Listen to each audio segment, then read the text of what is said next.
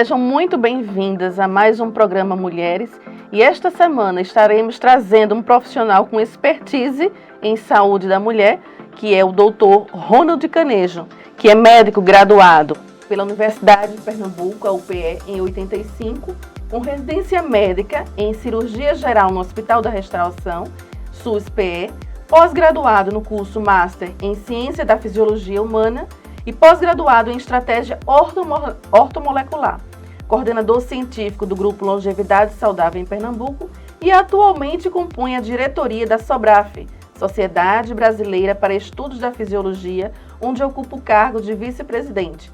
Eu gostaria de agradecer ao senhor, o Dr. Ronald Canejo, pela presença hoje no programa Mulheres. Eu é que agradeço, Valesca. É uma honra para mim estar aqui conversando com você e trazendo aí um pouco de informação relevante para suas telespectadoras. Ok, Ronald. E para vocês, mulheres, vocês não imaginam quanto foi difícil a gente trazer o Dr. Ronald essa semana para trazer conteúdos bem pertinentes ao que vocês têm solicitado, enquanto telespectadores. E eu gostaria, de entender um pouquinho, Dr. Ronald, como se deu a tua escolha pelo curso de medicina e pela longevidade saudável? Bom, a opção, a escolha por fazer medicina, eu costumo sempre dizer que medicina não é escolha, não é opção, é uma vocação. E isso está meio que no DNA da minha família. Então, desde do meu trisavô, que já era médico, meu bisavô também médico, meu pai médico, eu tenho irmã médica, tios médicos, primos médicos. Então, isso já, a convivência desde pequeno com a família já veio me levando um pouquinho para essa área da medicina. Então, de forma que para mim não foi uma escolha complicada, foi uma escolha muito, assim, relativamente fácil, Que eu acho que muitas vezes nessa idade onde os adolescentes têm que escolher uma profissão, 17, 18 anos, é uma idade difícil para que você decida aquilo que você vai fazer para o resto da sua vida. Mas para mim foi uma decisão muito fácil. E já partindo para a área da longevidade saudável, eu precisei percorrer um caminho muito longo, Valesca. Então, como você falou, a minha formação inicial em cirurgia geral, eu sou cirurgião do trauma, fiz a minha residência aqui no Hospital da Restauração, e naquela época, onde o Hospital da Restauração não tinha encaminhamentos, Então não eram aqueles pacientes que já eram encaminhados. Então tudo que acontecia, a gente dizia que era porta aberta, já levava direto para a restauração. Então aquilo foi uma grande escola para mim. Mas isso me cobrou um preço muito alto, um preço tão elevado que eu me encontrava depois aos 40 e poucos anos de idade, porque vivia de plantões, vivia de cirurgias, e eu me encontrava nos meus 42, 43 anos de idade com 112 quilos, já tomando 2 medicamentos para pressão, dormindo com CPAP por conta de apneia do sono, com um hábito de vida completamente diferente, invertendo o meu ciclo circadiano. Eu praticamente dormia até grande parte da manhã e ficava acordado até altas horas da noite, operando na madrugada.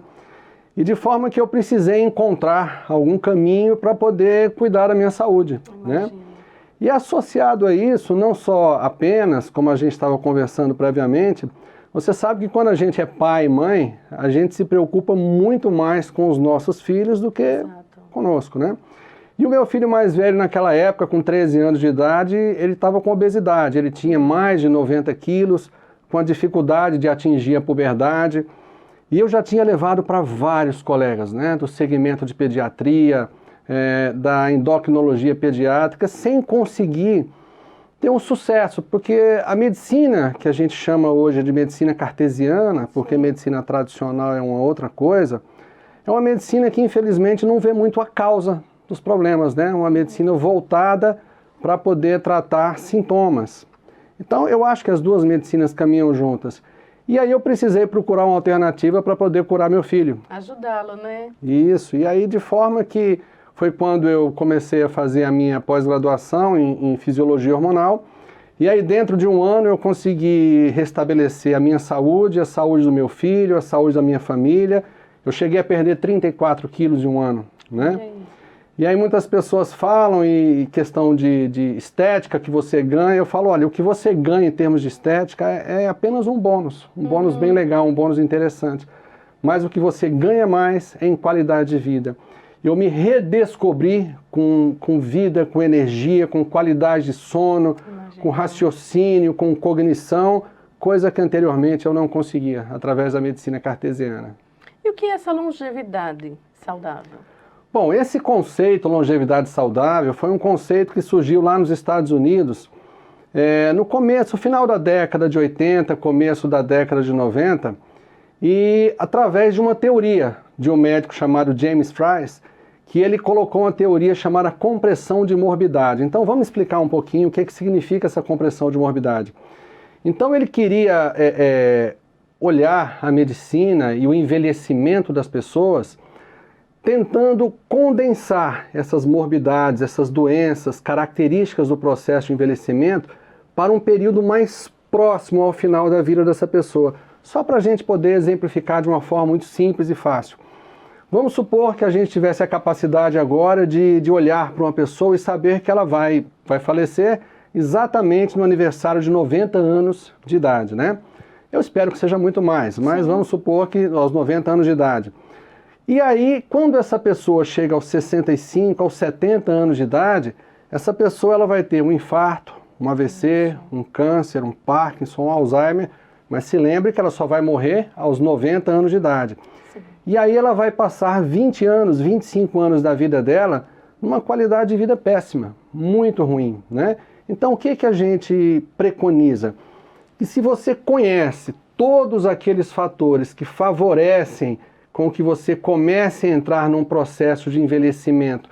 E quando eu digo envelhecimento, Valesca, é muito bom que você e todas as pessoas que estão nos ouvindo entendam que eu não estou me referindo à questão cronológica da coisa, do tempo. Envelhecimento a que eu me refiro é a época da nossa vida onde começam a aparecer as doenças características do processo de envelhecimento, que são todas essas doenças que a gente já falou agora, né? Diabetes, hipertensão, Parkinson, Alzheimer, infarto, AVC, enfim, todas essas doenças. Então, se a gente sabe as causas que contribuem para que você comece a desenvolver essas doenças características do envelhecimento, a gente vai corrigir essas causas para que a gente jogue isso aí lá para o final da sua vida. Então, a minha ideia, a nossa ideia, a ideia que foi preconizada nessa teoria, dá para resumir uma frase muito interessante de um médico aqui do Brasil, que é muito conhecido, que ele fala o seguinte: olha, o ideal é que a nossa vida seja comparada à vida de uma lâmpada, ou seja, minutos antes de você se apagar, você ainda tem que estar brilhando na sua intensidade total. Porque não adianta absolutamente nada você viver muito, mas grande parte dessa vida você viver doente, né? Então vamos supor que você morrendo aos 90 anos, a nossa intenção é que você consiga viver em toda a sua plenitude até os 89 anos de idade, 6 meses, e aí você adoeça e depois venha a falecer.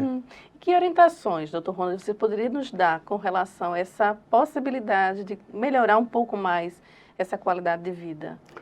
Bom, as orientações são orientações assim bem genéricas e que pode parecer uma coisa assim muito simples e batida, mas que tem uma importância fundamental.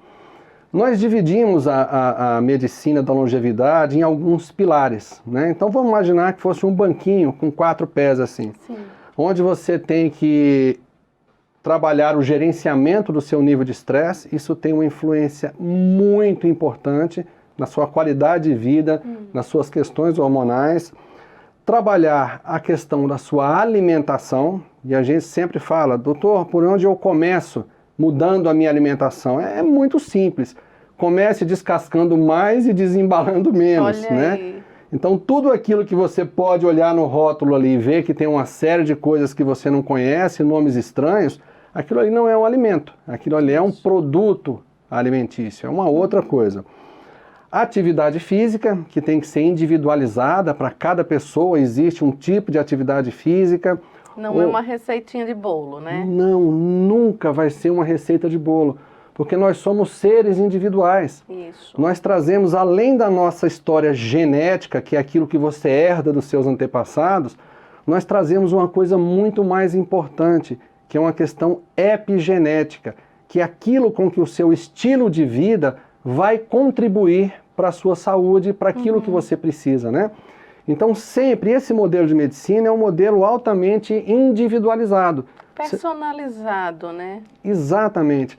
Então você tem que levar em consideração as questões genéticas, as questões epigenéticas, a idade, o nível de estresse que essas pessoas são submetidas. Sim. E aí você vai adequar conforme a necessidade de cada um, inclusive ao sexo masculino e feminino, o tipo de atividade física mais importante. Então aí nós já falamos de 3 importantes, né? Falamos aí da questão do sono, falamos da questão do gerenciamento de estresse, que isso inclui, obviamente, também uma boa higiene do sono, gerenciamento de estresse, falamos da nutrição, falamos da atividade física e, por último, nesse caso, vem a questão da suplementação, que muitas pessoas invertem, né, Valesca? Pensam que é só você suplementar e tudo aquilo que você precisa vai entrar para dentro de você, né? Através de uma cápsula. Isso é uma visão extremamente simplista da coisa, né? Então, na realidade, esses outros 3 pilares aí são muito mais importantes e têm um impacto muito mais incisivo com relação à nossa qualidade de vida. A questão da suplementação, é importante saber que quem trabalha com longevidade trabalha apenas com produtos que, quando você coloca para dentro de você, o seu corpo reconheça como uma coisa própria, como uma coisa natural dele. E aí a gente fechando esses 4 pilares aí, é o básico para que as pessoas consigam fazer... Já é o início, né, para a gente começar a vislumbrar, né, ganhos, né, saudáveis para a nossa vida. E aí tem um momento que você menciona, né, faz uma analogia na realidade, ao corpo humano como se fosse uma máquina, né, devido a esse desgaste, né. Eu queria que você falasse um pouquinho mais sobre esse que você traz, né, desse comparativo. Pois é, isso é uma coisa extremamente interessante.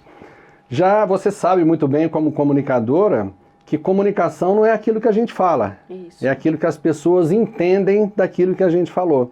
Então, como médico, eu tenho que utilizar muitas vezes de métodos assim, mnemônicos, de analogias, para que as pessoas consigam entender. E eu sempre falo, olha, existe uma idade cronológica e existe uma idade biológica. Então, data de fabricação está muito longe de ser igual ao estado de conservação. Isso. E na maioria das vezes a analogia que eu faço é o seguinte, eu tenho até um slide que quando eu vou passar aulas, até para o pessoal do público leigo, que a gente faz palestras também, e até para os alunos médicos que a gente faz os cursos, mostrando 2 carros ali, 1936, né? Um carro que está todo acabado, só ferrugem, e um outro carro impecável, o mesmo carro, o mesmo ano, com a qualidade de museu, que está lá exposto no museu. E eu brinco assim, olha, se você entrar nesse carro aqui, que está acabado, os 2 têm a mesma data de fabricação. Mesmo que você coloque ele na Ladeira da Misericórdia ali em Olinda e entre dentro dele, dificilmente você vai conseguir percorrer 10, 15 metros. Exato. Né? Mas esse outro carro aqui, de qualidade de museu, basta você colocar uma gasolina, calibrar os pneus, você consegue dirigir de Recife a Porto Alegre sem problema nenhum. Isso. E qual é a diferença entre esses 2? É simplesmente o estado de conservação. Então, se você tem algum problema que você comece a corrigir, você se antecipar aos problemas para poder começar a corrigir e melhorar a sua qualidade de vida, você vai ter o seu corpo numa qualidade daquele carro de museu. Então, isso foi uma forma que a gente achou fácil para poder explicar para os nossos pacientes e fazer com que eles entendam, de uma vez por todas, que data de fabricação não é a mesma coisa que estado de conservação. E falando nessa questão de conservação, que vinha a ser a questão da lesão endotelial? Todas as doenças que começam a se manifestar no nosso corpo, endotélio a princípio é a camada interna das nossas artérias, né? Então todas as doenças que começam a se manifestar no nosso corpo, elas têm início com um processo inflamatório. Então é importante também que as pessoas entendam que a inflamação a que a gente se refere não é aquela inflamação que quando você leva uma pancada, fica aquele negócio vermelho, inchado, não. Inflamação a que a gente se refere é a produção de citocinas, de substâncias inflamatórias, circulando dentro do nosso corpo de uma forma intensa e contínua. Então essas substâncias inflamatórias, elas vão provocar uma inflamação também no nosso endotélio, né? E esse endotélio, o que acontece? Qual é o grande problema do endotélio? É quando ele começa a obstruir. E essa inflamação endotelial, ela começa a formar como se fosse uma feridinha. E quando o nosso amiguinho colesterol, que não é bandido, que é mocinho, começa a passear e ele vê aquela feridinha ali se formando, ele fala assim, olha, eu tenho que ir ali tampar essa feridinha, porque senão esse vaso vai romper e eu vou ter um AVC, um infarto ou alguma coisa. Então, isso é uma lesão endotelial, quando você inflama essa lesão endotelial e você atrai para aquele ponto substâncias que vão fazer com que aquela artéria seja obstruída.